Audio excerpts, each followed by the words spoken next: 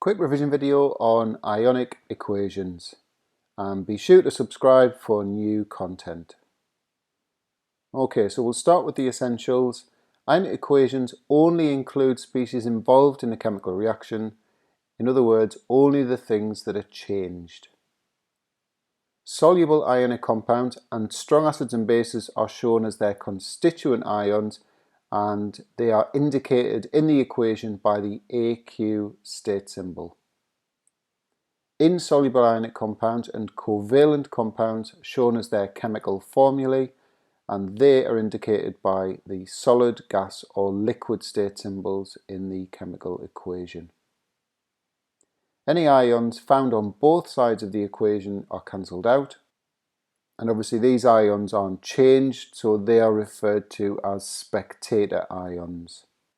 So basically, if a substance is aqueous in the chemical equation, you need to separate into the ions that it's made from.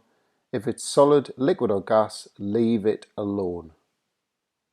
So we'll put all that into practice for these four equations. So they're balanced chemical equations, and we're going to turn them into ionic equations. If you want to have a go at those, pause the video and then play on when you're ready for the answers.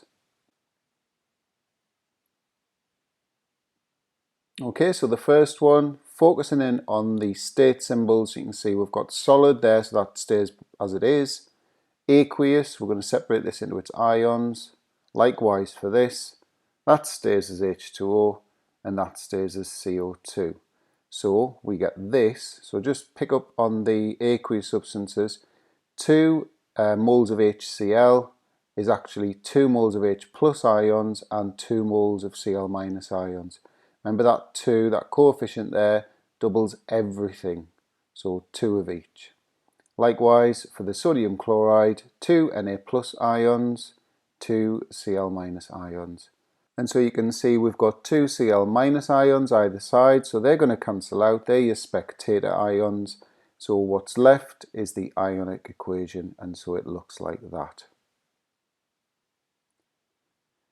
So the next one now, so obviously we need to separate these two into the ions, so we get this, and you can see that the common ion is the sulfate ion, so they're going to cancel, and therefore the final ionic equation looks like that.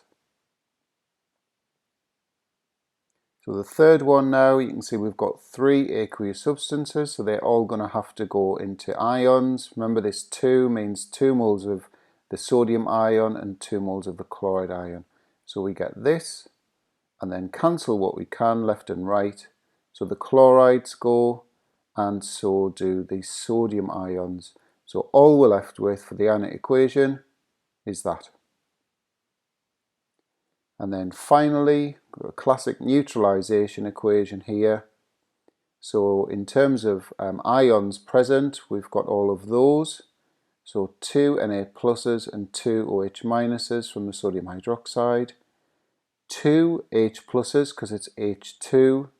So 2 H pluses, 1 sulfate ion, and then we've got 2 sodium ions, 1 sulfate ion. And obviously the 2 moles of water stay as they are.